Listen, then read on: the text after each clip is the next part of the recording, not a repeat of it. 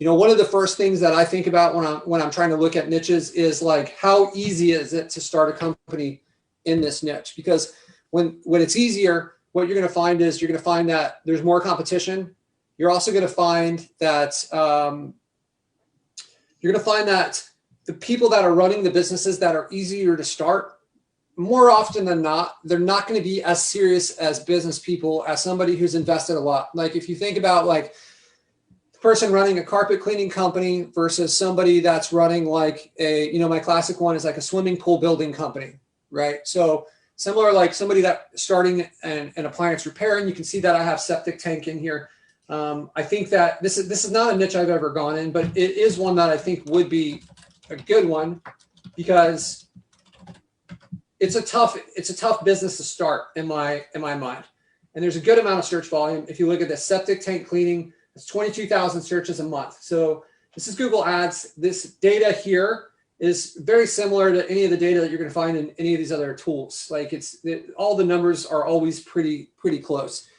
One of the reasons I like this is like, okay, it's a hard business to start. So there's going to be less competition, and the people that are doing this are probably going to be more committed than like some carpet cleaning person. And when you have that higher commitment, as you start to give them a lot of leads, they're more likely going to be in a better position to scale their business if they've got that attitude. Okay.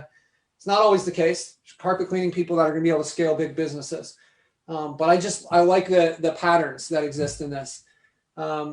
Additionally, there's licensing required a lot for this because you're dealing with like, you know, waste and stuff. So they got to make sure that you're doing things correctly. And when that's the case, it kind of weeds out more of the riffraff. Okay. So I like this niche, but how would I go? As a part of my due diligence, what would I do to look at where to go? And within this Google Ads planner, there is this little area here that says like breakdown by location. So I'm going to choose that. And it's going to come back and show me the different places in the United States. And you can see that Florida is the number one state, right? Well, Florida is one of the most populated states, so that makes sense. So that's good information. What we can do further is I can change this from the United States, and I can go over here and let's say I want to just choose Florida, okay? So now I still have it break down by location, and now I'm changing it to Florida, and then I could come through here and I can see like septic tank pumping has 5,400 searches per month. And these are the different cities. So you can see that this like Tampa area has 26% of the search volume. So this is like the most popular city of the most popular state for this search term. And I could even go another layer deep and I could change this. Now that I know it's this, I could change this to Tampa. And I can say, okay, show me the Tampa region. So now I've got 2,400 searches a month. On a local level for this one term, that is a lot of search volume, okay? That's a lot for something that's expensive, right? Imagine you're ranking first for septic tank pumping, and you're probably going to get, you're going to get hundreds of leads for something that's worth more than $1,000 in my mind.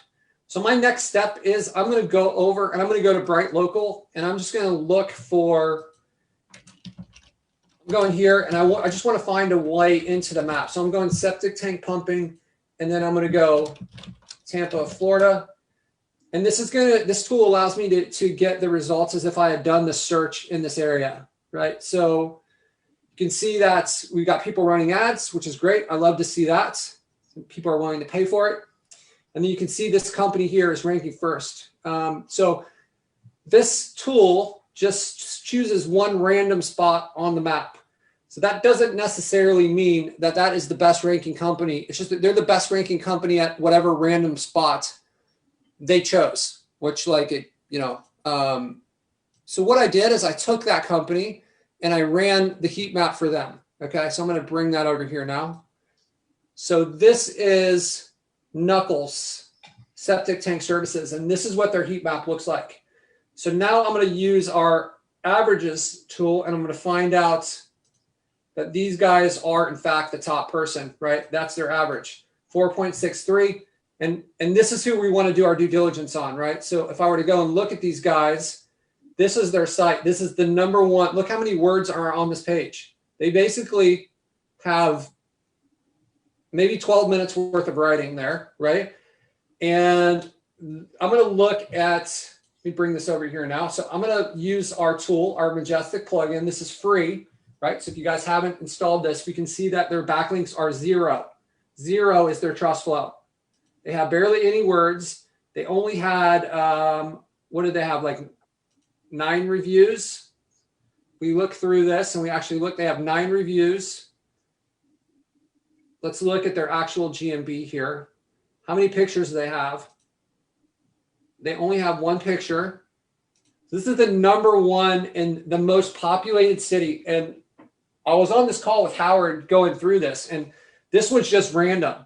Like, there's so many good niches out there. So there's no reason for us to be going into like HVAC Las Vegas when stuff like this exists. This is just like, these guys are asking to be knocked off right here, right? They have no business dominating this niche like this with the work that they've done, right? It's just a complete low-hanging fruit opportunity. They've got 9 reviews. It looks like 8 5-stars and 1, or I mean, sorry, 8 5-stars and 1 1-star review, right? With barely any pictures, barely any words. And then if we were to go and actually look, I always like to do a site command. So you go like this, site like this. So I've got site with the colon, and I put that in and I can see the pages that they have indexed. They've got 5 pages indexed. What I'm also looking for is I'm looking at the text that they have here. Does this look like it's optimized really well from an SEO, search engine, lead gen perspective? It certainly does not. Look, I mean, look at these 4 pages here. Like, I guess this one, if you're going after grease trap maintenance, they've got a keyword in there, but service request, like they've got septic tank service Inc. on probably all their pages except for their homepage. So I think that's low hanging fruit. And I think that's a high dollar niche. I think if you built a site there, you could get several $1,000s if you got that ranking and it doesn't look, maybe this call is going to make that city and that niche more competitive. And what I want is not like, hey, go into this niche. It's more, let's understand the concepts and let's understand like what's out there, because there is stuff like this that exists all over the place. And we just have to think outside the box a little bit, use some of these tools. If you guys are running Google Ads, that's a great way for you to choose the best city or the best area to go into.